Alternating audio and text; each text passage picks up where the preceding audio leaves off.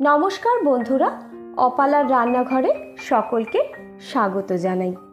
আগামীকাল গণেশ পুজো, সেই উপলক্ষে আজ আমি একটি মোদকের রেসিপি নিয়ে এসেছি। কোনো রকম ঝামেলা ছাড়া বাড়িতে থাকা মাত্র কয়েকটি উপকরণ দিয়ে মোদকের কোনো মোল্ড ছাড়াই আমি আজ মোদকটা বানিয়ে নেওয়া দেখাবো।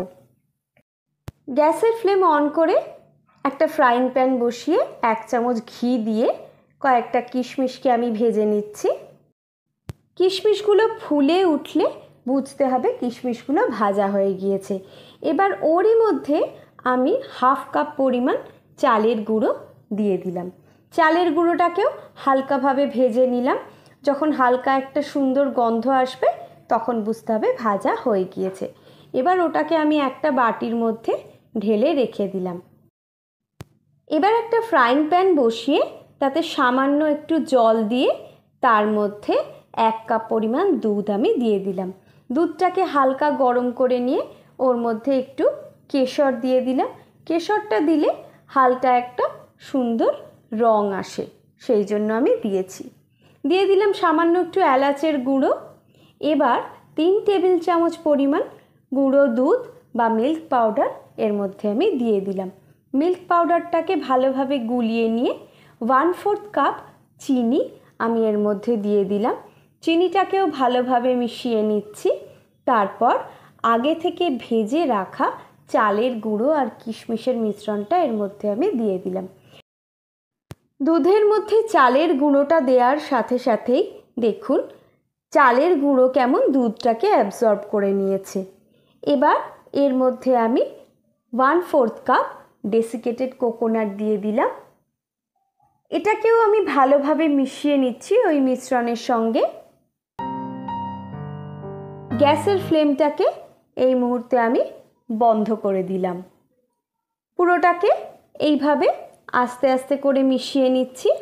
এবার আমি 8-10টা কাজু বাদাম নিয়েছিলাম, সেগুলোকে একটু গুঁড়ো করে নিয়েছিলাম হামানদিস্তাতে, সেইটাকেও এর মধ্যে দিয়ে ভালোভাবে মিশিয়ে নিলাম।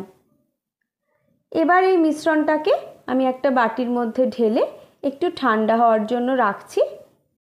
মোদকের এই মিশ্রণটার মধ্যে আমি 1/2 টিস্পুন মতো ঘি দিয়ে দিলাম। মিশ্রণটা সামান্য ঠান্ডা হয়ে যাওয়ার পর ওটাকে আমি একটু ভালোভাবে মেখে নিলাম। এবার আমি কোনো রকম ছাঁচ ছাড়াই দেখুন কিভাবে কত সহজে মোদকগুলো বানিয়ে নেব। হাতের মধ্যে সামান্য একটু ঘি মাখিয়ে নিয়েছি। এইভাবে কিছুটা করে মিশ্রণ আমি হাতের মধ্যে উঠিয়ে নিয়ে এই রকমভাবে মোদকের শেপ দিয়ে দিচ্ছি। আর একটা কাঁটার সাহায্যে ধারে এরকম দাগ দাগ করে একেবারে মোদকের শেপ আমি দিয়ে দিলাম। কয়েকটা গোলাপ পাপড়ি আমি নিয়েছি মোদকটাকে একটু সুন্দরভাবে সাজিয়ে দেওয়ার জন্য।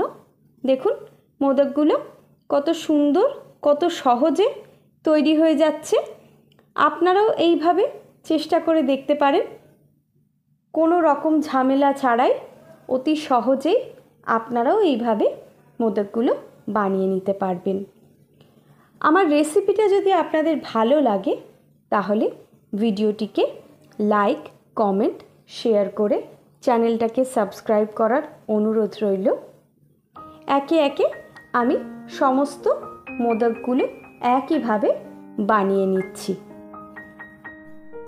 আসুন আমরা একজোট হয়ে ঈশ্বরের কাছে প্রার্থনা করি যাতে অন্ধকার কেটে আলোর দিশা খুব তাড়াতাড়ি আমরা দেখতে পাই। সবাই ভালো থাকবেন, সুস্থ থাকবেন। আজ এই পর্যন্তই। টাটা।